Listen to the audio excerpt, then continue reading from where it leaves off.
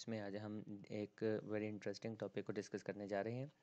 कुछ देर के लिए इमेजिन करें कि ह्यूमन बॉडी में डिफरेंट किस्म के ट्रक्स और डिफरेंट किस्म की ऐसी ही ट्रांसपोर्ट जा रही है एक जगह से दूसरी जगह, और वो सामान को ट्रांसफ़र कर रही है, लेकिन बहुत ही कम एनर्जी वहाँ पर यूज़ हो रही है। बल्कि आप इस तरीके से समझिए कि एक नेचर के लॉ को फॉलो कर रहे हैं और वहाँ पर मैक्सिमम वर्क जो है विदाउट यूजेज ऑफ एनर्जी हो रहा है। तो ये किस तरह से पॉसिबल है, चलिए हम अपना लेक्चर स्टार्ट करते हैं। अगर आपको लेक्चर अच्छा लगे तो हमारे वीडियो को लाइक, शेयर और सब्सक्राइब ज़रूर कीजिएगा। फ़र्स्ट ऑफ़ ऑल इसमें हम बेसिकली आज हमारा ये जो चैप्टर है इसमें हम डिफरेंट ट्रांसफ़र के मेथड पढ़ेंगे कि बॉडी में डिफरेंट न्यूट्रिएंट्स हैं वो एक जगह से दूसरी जगह ट्रांसफ़र होते हैं तो किस तरह से होते हैं, कौन कौन सी टाइप्स हैं जिनके थ्रू होते हैं। फ़र्स्ट ऑफ़ ऑल डिफ्यूजन है।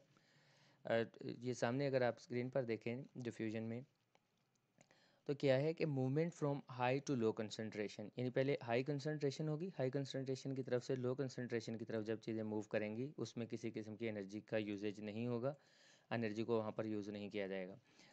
एनर्जी मैक्सिमम बॉडी में यही होता है कि एनर्जी ना ही यूज़ हो तो बेहतर है, क्योंकि एनर्जी जितनी हम एनर्जी को सेव कर सकें उसे उस एनर्जी को दूसरे कामों में यूटिलाइज़ किया जा सकता है। तो ऑस्मोसिस में हायर कंसंट्रेशन से लोअर कंसंट्रेशन की तरफ ऑब्जेक्ट्स या चीज़ें मूव करती हैं। यहाँ पर अगर आप देखें तो लाइक यहाँ पर हाई कंसंट्रेशन है मॉलिक्यूल्स की, तो ये यहाँ पर डिफ्यूज़ कर रहे हैं लोअर कंसंट्रेशन की तरफ। और यहाँ पर एक एग्जांपल है परफ्यूम की, अगर आप स्प्रे करते हैं रूम की एक साइड पर तो रूम के किसी भी दूसरे कॉर्नर में जाकर आप उसको स्मेल कर सकते हैं। इसका मतलब है वहाँ पर डिफ्यूजन हुई है, डिफ्यूज़ हो गए हैं मॉलिक्यूल्स। ये लिक्विड और गैसेज दोनों में हो सकता है।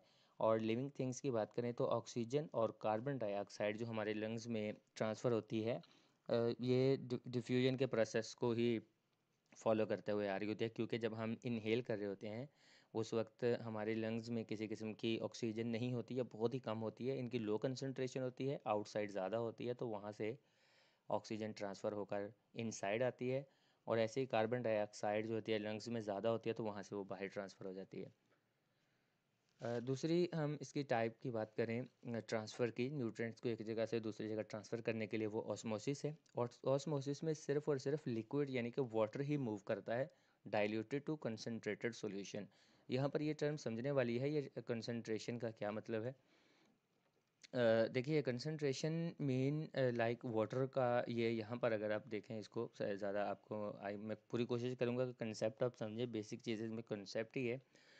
अगर आपके पास वाटर है एक साइड पर और उस वाटर में इतना सॉल्ट नहीं है, और इस साइड पर आपके पास वाटर है उसमें हाई सॉल्ट है, तो हम कहेंगे ये वाला जो वाटर है वो ज़्यादा कंसनट्रेटेड है, और जिसमें सॉल्ट नहीं है, सॉल्ट मीन इसमें हम केमिस्ट्री में पहले चैप्टर में हमने पढ़ा है, पहले या दूसरे चैप्टर में हमने देखा है सोल्यूट सॉल्वेंट क्या होते हैं, या शायद सॉल्यूशन वाले चैप्टर में ये ज़्यादा क्लियर वहाँ पर एक्सप्लेन किया गया है। तो ज़्यादा जिसमें सोल्यूट होगा हम कहेंगे उसमें कंसंट्रेशन ज़्यादा है सोल्यूट की, तो उसे हम कहेंगे ये कंसंट्रेटेड सॉल्यूशन है। तो क्या होगा कि वाटर इधर से इस साइड पर ट्रांसफ़र होना शुरू हो जाएगा जब तक कि दोनों में सॉल्ट की कंसंट्रेशन सेम नहीं हो जाती। ऐसे ही लिविंग सेल्स में वाटर ट्रांसफ़र होता है lower concentration toward higher concentration of salt. Water की बात नहीं हो रही कि सिर्फ वाटर ट्रांसफ़र होता है, बेसिकली वाटर या तो कंसंट्रेटेड होगा उसमें ज़्यादा सॉल्ट होगा, या लेस कंसनट्रेटेड होगा उसमें कम सॉल्ट होगा। इसको ज़्यादा हम नेक्स्ट स्लाइड में देखते हैं। आई होप कि आपको क्लियरली वहाँ पर ये चीज़ मैं एक्सप्लेन कर पाऊँगा। यहाँ पर डिफरेंट टाइप्स हैं। First of all hypertonic. Hypertonic क्या है, ये सेल है, सेल के इनसाइड जो वाटर है वो लेस कंसनट्रेटेड है, और जो आउटसाइड इसके वाटर पड़ा है वो हायर, उसकी कंसनट्रेशन हाई है। इस वजह से क्या होगा, बाहर हाई कंसंट्रेशन है तो सेल का जो वाटर होगा वो लोअर कंसंट्रेशन से हायर कंसंट्रेशन की तरफ मूव होना शुरू हो जाएगा, और सेल के इनसाइड जितना भी वाटर होगा वो रिमूव हो जाएगा और सेल श्रिंक कर जाएगा।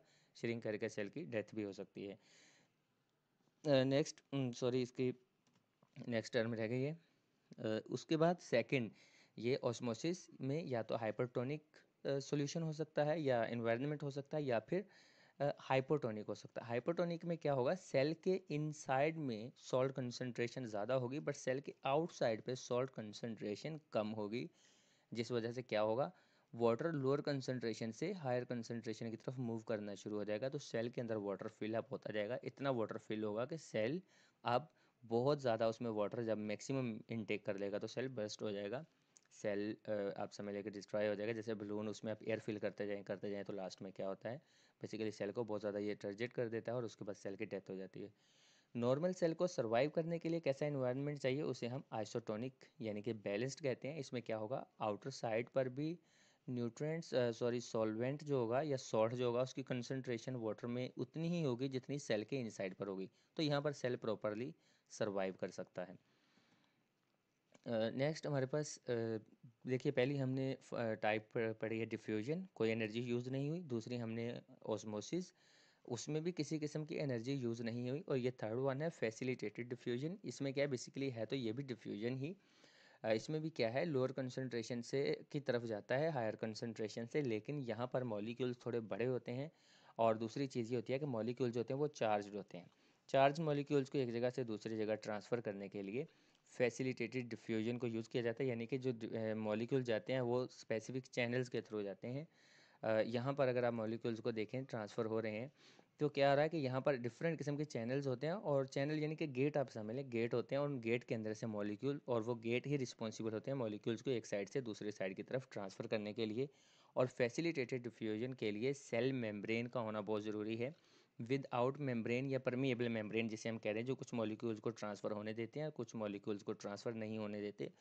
फैसिलिटेटेड डिफ्यूजन में मेम्ब्रेन का होना इंपॉर्टेंट है, वही हेल्प आउट करता है कि कौन से मॉलिक्यूल्स को यहाँ से ट्रांसफ़र होना और कौन से मॉलिक्यूल्स को यहाँ से ट्रांसफ़र होने से हमने रोकना है।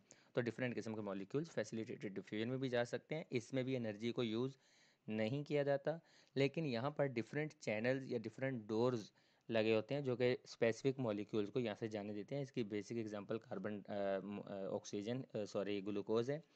ये पहले वाली जो टाइप्स थी उनमें लोअर और हायर कंसंट्रेशन की बात हो रही थी, यहाँ पर लोअर हायर कंसंट्रेशन की बात इतनी इंपॉर्टेंट नहीं है। यहाँ पर ज़्यादा इंपॉर्टेंट बात है चार्ज की, कि मॉलिक्यूल जो होते हैं वो चार्ज्ड होते हैं, चार्ज होने की वजह से वो एक जगह से दूसरी जगह चैनल उनको ट्रांसफ़र कर देते हैं।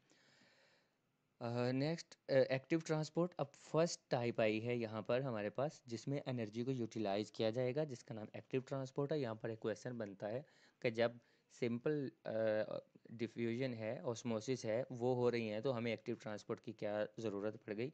देखिए, हमने पिछली तीनों पढ़ी, उनमें हायर कंसनट्रेशन से लोअर कंसनट्रेशन की तरफ जा रहा था, या फिर वहाँ पर डिफरेंट किस्म के चार्ज पार्टिकल्स को कंबाइन किया जा रहा होता था, इसलिए वहाँ पर एनर्जी की ज़रूरत नहीं है। एक सिंपल इसकी मैं आपको एग्जांपल दूँ, तो जितने भी पहले मॉलिक्यूल थे वो एक हिल से नीचे की तरफ ही लाए जा रहे थे डिफरेंट पैटर्न से, तो ऊपर से नीचे की तरफ जब भी हम कोई चीज़ लेकर आ रहे होते हैं तो हमें एनर्जी की ज़रूरत नहीं होती। लेकिन एक हिल की तरफ या वाटर टैंक में नीचे से वाटर को फिल करना होगा, तो हमें हर सूरत वहाँ पर क्या करना होगा, एनर्जी को यूज़ करना होगा। लेकिन अगर हम उसी टैंक में वाटर फिल्ड है उसको नीचे फ्लोर पर यूज़ करना होगा, तो हमारे पास डिफरेंट मेथड हैं, एनर्जी यूज़ किए बगैर हम उसको यूज़ कर सकते हैं। यहाँ पर आप इस डायग्राम को देखें तो इसमें ये सोडियम है। बेसिकली क्या होगा कि सोडियम बाहर से इनसाइड सेल जाएंगे, सेल के अंदर ऑलरेडी सोडियम ज़्यादा है, तो इनसाइड हायर कंसंट्रेशन है, बाहर लोअर कंसंट्रेशन है। होना तो ये चाहिए था कि हायर कंसंट्रेशन से बाहर लोअर कंसंट्रेशन की तरफ ये जाएँ, लेकिन हम इसका सेल्स इसका ऑपोजिट करते हैं, वो लोअर कंसंट्रेशन से और सोडियम्स को इनसाइड सेल लेकर जा रहे होते हैं। और ऐसे ही पोटाशियम है, इनकी कंसंट्रेशन बाहर ज़्यादा होती है, इनसाइड कम होती है, तो इनको इनसाइड ट्रांसफ़र होना चाहिए लेकिन इसको बाहर रिमूव कर दिया जाता है। तो ये सारा काम करने के लिए हमें एनर्जी की ज़रूरत होती है, इसलिए हम इसको एक्टिव ट्रांसपोर्ट कहते हैं। एनर्जी हम एटीपी की फॉर्म में देते हैं, और एटीपी एनर्जी करेंसी होती है सेल की। इसकी एग्जांपल सोडियम पोटाशियम पंप है हमारे सेल्स में, ये एक्टिव ट्रांसपोर्ट की एक बेस्ट एग्जांपल है। नेक्स्ट हम इनकी मेम्ब्रेन ट्रांसपोर्ट समरी को ज़रा देख लें कि हमने 3-4 टाइप्स पढ़ी ट्रांसफ़र की, कि किस तरीके से हम चीज़ों को एक जगह से दूसरी जगह सेल्स में ट्रांसफ़र करते हैं। पैसिव ट्रांसफ़र, डिफ्यूजन और osmosis and facilitated diffusion, sorry ये सारी पैसिव ट्रांसपोर्ट है। डिफ्यूजन है, कोई एनर्जी यूज़ नहीं होती, पैसिव ट्रांसपोर्ट है। ऑस्मोसिस है, कोई एनर्जी यूज़ नहीं होती, पैसिव ट्रांसपोर्ट है। फैसिलिटेटेड डिफ्यूजन जिसमें चैनल्स या डोर्स को यूज़ किया जाता है, कोई एनर्जी यूज़ नहीं होती, ये भी पैसिव ट्रांसपोर्ट है। एक्टिव ट्रांसपोर्ट की एक ही टाइप है एक्टिव ट्रांसपोर्ट, जिसको हमने अभी स्टडी किया है, इसमें एनर्जी को यूज़ किया जाता है मॉलिक्यूल्स को एक जगह से दूसरी जगह ट्रांसफ़र करने के लिए। नेक्स्ट हम inside the cell different organelles की बात अगर कर लें, ये हमारे सामने एक सेल है। इस सेल में अगर आप देखें तो डिफरेंट किस्म के ऑर्गेनेल्स हैं जो स्पेसिफिक शेप में और स्पेसिफिक प्लेस पर पड़े हैं, इनका अपना अपना फंक्शन होता है। सेल के इनसाइड एक कंप्लीट मशीनरी, एक कंप्लीट फैक्ट्री होती है जो अपना काम कर रही होती है। एक फैक्ट्री में देखें कहीं पर रॉ मटेरियल को प्रोड्यूस किया जा रहा होता है, कहीं पर फिर उसमें से आगे स्पेसिफिक चीज़ें बनाई जा रही होती हैं, उनकी मॉडिफिकेशन की जा रही होती है, उनकी कलरिंग की जा रही होती है, उनको फिर पैक किया जा रहा होता है और आगे ट्रांसफ़र किया जाता है। बिल्कुल ऐसे ही सेल में भी पूरी की पूरी एक इंडस्ट्री होती है जो कि ये डिफरेंट फंक्शन परफॉर्म कर रही होती है।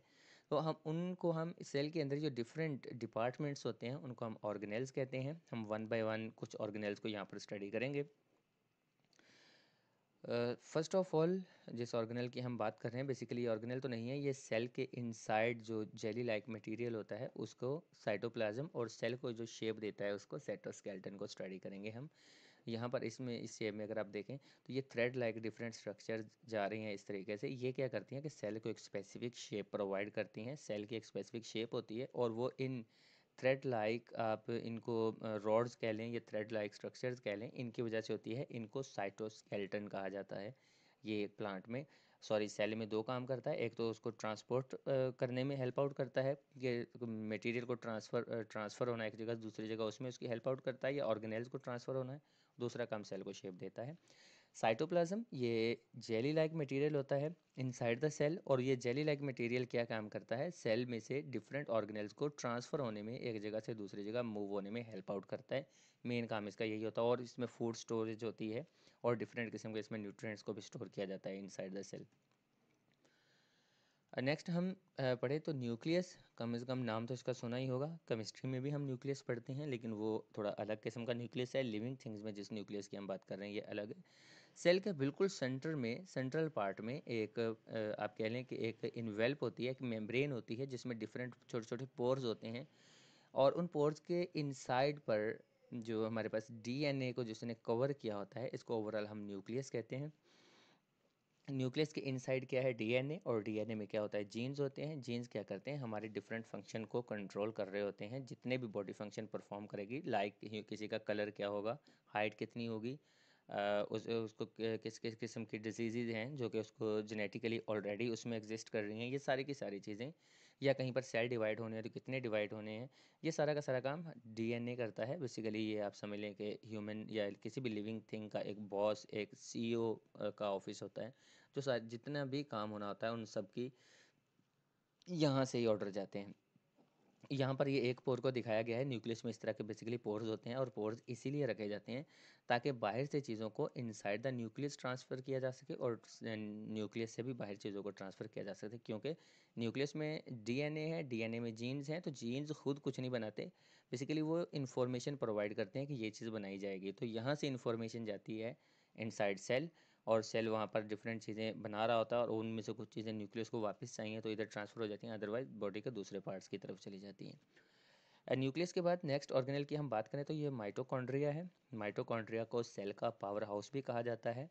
सेल में बहुत कम ऑर्गेनेल्स हैं जो कि डबल मेम्ब्रेन होते हैं, यानी दो मेम्ब्रेन में फोल्डेड होते हैं। इस माइटोकॉन्ड्रिया को भी आप अगर देखें, एक इसके ये इनसाइड पर मेम्ब्रेन है और एक इसके ये आउटसाइड पर मेम्ब्रेन है। ये जो इनसाइड मेम्ब्रेन है, इस मेम्ब्रेन में सॉरी ये जो इनसाइड मेम्ब्रेन है, इस मेम्ब्रेन में डिफरेंट ये फोल्ड्स हैं, और इन फोल्ड्स को क्रिस्टाई कहा जाता है। बेसिकली ये चैनल्स हैं, ये वो गेट्स हैं जहाँ पर एनर्जी को प्रोड्यूस किया जाता है। सेल के अंदर ऑक्सीजन और ग्लूकोज को इस सेल में ट्रांसफ़र किया जाता है। हम जितने भी फूड खाते हैं, एनर्जी बनाने से पहले उसे ग्लूकोज में कन्वर्ट किया जाता है। फिर उस ग्लूकोज को माइटोकॉन्ड्रिया की तरफ लेके जाया जाता है, और ऑक्सीजन को वहाँ पर ट्रांसफ़र किया जाता है। इन दोनों को यूज़ करते हुए सेल क्या करता है, एटीपी एनर्जी करेंसी होती है जो सेल की, उसको बनाता है, जिसको लिविंग बॉडी में बाद में यूज़ किया जाता है। हम जितने भी फंक्शन परफॉर्म कर रहे होते हैं, बोल रहे हैं, देख रहे हैं, सुन रहे हैं, सोच रहे हैं, चल रहे हैं, सो रहे हैं, खा रहे हैं, कुछ भी कर रहे हैं, उसमें एनर्जी की ज़रूरत होती है, और वो एनर्जी एटीपी की फॉर्म में ही दी जाती है। और इसके अलावा इसको सेल का पावर हाउस कहते हैं, हम ऑलरेडी एक्सप्लेन कर चुके हैं, इतना काफ़ी है माइटोकॉन्ड्रिया के बारे में। और माइटोकॉन्ड्रिया जो होते हैं वो एक सेल में स्पेसिफिक नहीं होते, डिपेंड करता है कि कहाँ पर कितनी एनर्जी चाहिए। लाइक हमारे ब्रेन सेल हैं, हमारे मस्कुलर सेल्स हैं, वहाँ पर मैक्सिमम एनर्जी चाहिए तो वहाँ के सेल्स में ज़्यादा से ज़्यादा माइटोकॉन्ड्रिया होंगे। लेकिन कुछ जगह जहाँ पर इतनी एनर्जी रिक्वायर्ड नहीं होती, वहाँ पर माइटोकॉन्ड्रिया की कंसनट्रेशन इतनी ज़्यादा नहीं होती सेल में, तो ये वेरी करती है बेसिकली। नेक्स्ट ऑर्गेनेल की बात करें, एंडोप्लाज्मिक रेटिकुलम है, ईआर भी जिसको हम कहते हैं। देखें ईआर की बेसिकली टू टाइप्स होती हैं। फर्स्ट रफ ईआर है, इसके ऊपर अगर आप यहाँ पर देखें कुछ डॉट्स हैं, बेसिकली ये राइबोसोम्स इसके ऊपर अटैच्ड हैं। राइबोसोम्स क्या काम करते हैं, ये आप समझ लें कि पूरी की पूरी फैक्ट्री होती है प्रोटीन को सिंथेसिस करने की। तो ये वाली जो ईआर है जिसके ऊपर, जिसको हम रफ ईआर या रफ एंडोप्लाज्मिक रेटिकुलम कहते हैं, ये सिंथेसिस करती है प्रोटीन्स की, क्योंकि इसके ऊपर राइबोसोम्स अटैच्ड होते हैं और राइबोसोम्स का यही काम है। सेकंड हमारे पास स्मूथ ईआर है। ये जो स्मूथ है ये इसने किसी किस्म की कोई प्रोटीन की सिंथेसिस तो नहीं करनी होती, लेकिन इसके अलावा और बहुत ही इंपॉर्टेंट फंक्शन परफॉर्म करती है। ये लिपिड्स बनाती है, उसके अलावा कैल्शियम्स की रेगुलेशन और कैल्शियम्स को स्टोर करती है, और इसके अलावा एक बहुत बड़ा काम ये फूड की डिटॉक्सिफिकेशन करती है। जितनी भी हम फूड खाते हैं उसमें पॉइजनस मटेरियल जो होता है उसको डिटॉक्सिफाई करने में हेल्प आउट करती है हमारी स्मूथ ईआर। और नेक्स्ट अगर हम देखें राइबोसोम्स, राइबोसोम्स के बारे में पहले ही हमने पढ़ लिया। राइबोसोम्स या तो फ्री फॉर्म में होंगे या फिर ये ईआर के ऊपर अटैच्ड होंगे। दोनों फॉर्म में इनका बेसिक काम यही है। बेसिकली ये खुद भी प्रोटीन्स और आरएनए से मिलकर बने होते हैं, और इनका मेन काम ये पावर हाउस होते हैं प्रोटीन सिंथेसिस के। जितनी भी प्रोटीन बननी होती है वो राइबोसोम्स ही बनाते हैं। बेसिकली डीएनए से इन्फॉर्मेशन ये लेकर आते हैं, और उस इन्फॉर्मेशन को आगे क्या क्या चीज़ें बनानी है वो भी ये खुद ही बना रहे होते हैं। तो मेन काम डीएनए के बाद जो मेन फंक्शन परफॉर्म कर रहे होते हैं सेल में वो राइबोसोम्स हैं। सेकंड सॉरी नेक्स्ट हमारे पास गोल्जी अपरेटस, वेसिकल्स और लाइसोसोम्स है। तीन यहाँ पर टर्म्स हैं। सबसे पहले हम गोल्जी अपरेटस को पढ़ लेते हैं। ये वाली जो डायग्राम है ये गोल्जी अपरेटस की है। इसका मेन काम क्या होता है, गोल्जी अपरेटस फूड मॉलिक्यूल्स को लेके उनकी टैगिंग करेगी, टैग्स उनके ऊपर लगा देगी कि इस फूड के मॉलिक्यूल्स को कहाँ कहाँ ट्रांसफ़र किया जाएगा। जैसे अगर आप एक फैक्ट्री में देखें तो चीज़ों के ऊपर टैग लगाए जाते हैं, फिर उस फूड की वो जो प्रोडक्ट्स होती हैं उनको पैक किया जाता है, पैक करके उनको डिफरेंट पार्ट्स में ट्रांसफ़र किया जाता है। बेसिकली इसका काम टैगिंग करना है, और उसके बाद गोल्जी अपरेटस का यही काम है, फूड को मॉडिफाई करना और उनकी पैकेजेस करना। देन नेक्स्ट काम वेसिकल्स का आ जाता है। वेसिकल्स क्या करती हैं, ये टैग किए गए फूड मॉलिक्यूल्स या कोई भी मॉलिक्यूल जो होते हैं उनको पैक करते हैं। ये पैक करने के बाद ये ट्रांसफ़र करते हैं एक जगह से दूसरी जगह। अब ये क्यों ज़रूरी है, देखिए अगर आप एटीपी की बात करें तो एटीपी की तो हर जगह ज़रूरत होती है, लेकिन ब्रेन मैक्सिमम एटीपी यूज़ कर रहा होता है। तो किसी स्वेयर किस्म की कंडीशन में ब्रेन को मैक्सिमम एटीपी चाहिए होगी। तो ये जो माइटोकॉन्ड्रिया जब मैक्सिमम एनर्जी जब बनाएंगे तो उस एनर्जी को क्या किया जाएगा, गोल्जी अपरेटस टैग करने के बाद उसको इसके पास ट्रांसफ़र करेगी, और ये उस एटीपी के मॉलिक्यूल्स को पैक करेंगे। तो पैक इसलिए करेंगे ताकि कहीं और यूज़ ना किया जा सके, डायरेक्ट उसी जगह पर उसको यूज़ किया जा सके जहाँ पर उसकी ज़रूरत है। तो इसीलिए फूड की पैकेजेस ज़रूरी है, और उसको एक जगह से दूसरी जगह ट्रांसफ़र करते हुए किसी किस्म का रिएक्शन नहीं हो, इन चीज़ों में बहुत ख्याल रखा जाता है कि फ़ूड को पैक किया जाए। नेक्स्ट लास्ट वन हमारे पास लाइसोसोम्स हैं। लाइसोसोम्स बेसिकली क्या करते हैं कि ये सेल्स को, ये सेल के इनसाइड मॉलिक्यूल्स को डाइजेस्ट करते हैं, खा जाते हैं उनको, ईट अप कर जाते हैं उनको। अब ये ऐसा क्यों ज़रूरी है, बेसिकली हर सेल की एक स्पेसिफिक लाइफ होती है। जैसे रेड ब्लड सेल की हम बात करें तो 4 मंथ उसकी लाइफ है, 4 मंथ के बाद उसकी डेथ हो जाती है। तो क्या डेथ होने के बाद वो रेड ब्लड सेल हमारे ब्लड में ही रहता है? नहीं, अगर वो इस तरीके से रहेगा तो बहुत ज़्यादा स्टोर होना स्टार्ट हो जाएंगे, और इससे इसके स्वेयर किस्म के सिम्टम्स आ सकते हैं। तो सेल की जैसे लाइफ ख़त्म हो रही होती है उसके अंदर लाइसोसोम्स होते हैं, ये एक्टिवेट होते हैं। एक्टिवेट होने के बाद ये क्या करते हैं, उस सेल को ईट अप कर लेते हैं, और नेक्स्ट यही इनका काम होता है बेसिकली लाइसोसोम्स का। ये इनके पास डाइजेस्टिव एंजाइम्स होते हैं, और ये सिर्फ और सिर्फ सेल्स को ईट अप ही करते हैं, या सेल के अंदर इनसाइड डिफरेंट ऑर्गेनेल्स को ईट अप करते हैं। Next vacuoles, centrioles and plastids हैं। थोड़े डिफिकल्ट नाम है लेकिन ये हैं बहुत ईजी। फर्स्ट ऑफ ऑल हम वैक्यूल्स की अगर बात करें, ये प्लांट सेल है। प्लांट सेल में ये एक ब्लू कलर का एक बड़ा सा बलून टाइप फील्ड है, ये हैं वैक्यूल्स। एनिमल सेल्स में भी होते हैं लेकिन बहुत स्मॉलर होते हैं, ये ज़्यादा बड़े होते हैं प्लांट सेल्स में। इनके डिफरेंट फंक्शन है। पहला फंक्शन इनका ये है कि ये स्टोर करते हैं, ये न्यूट्रिएंट्स को स्टोर कर सकते हैं, फूड को स्टोर कर सकते हैं, और मोस्टली ये वाटर को स्टोर करते हैं। प्लांट सेल्स में वाटर को स्टोर करते हैं, जब वाटर की शॉर्टेज हो जाती है तो इस वाटर को यूटिलाइज़ किया जाता है, फर्स्ट इनका काम। दूसरा काम ये है कि सेल को टारगेट प्रेशर देने के लिए, सेल को थोड़ा स्ट्रेट रखने के लिए। अगर आप लीव्स को देखें तो दिन के टाइम वो बिल्कुल एक्टिव और स्ट्रेट हुए हुए होते हैं, और रात के टाइम बिल्कुल वो थोड़े झुके से होते हैं। तो क्या होता है, एट नाइट उनके इन वैक्यूल से वाटर रिमूव हो जाता है, और दिन के टाइम फिर से इनमें फिल्ड अप हो जाता है। और इसके अलावा ये फूड मॉलिक्यूल्स को भी स्टोर करने के लिए हेल्प आउट करते हैं। देन सेंट्रियोल्स हैं। सेंट्रियोल्स ये रॉड लाइक स्ट्रक्चर्स होती हैं, ये प्लांट सेल्स में तो नहीं होती, सिर्फ और सिर्फ एनिमल सेल्स में होती हैं। ये प्लांट सेल का न्यूक्लियस है, यहाँ पर आपके अंडरस्टैंडिंग के लिए सिर्फ बता रहा हूँ। वैसे न्यूक्लियस में प्लांट के सेल में ये नहीं होते।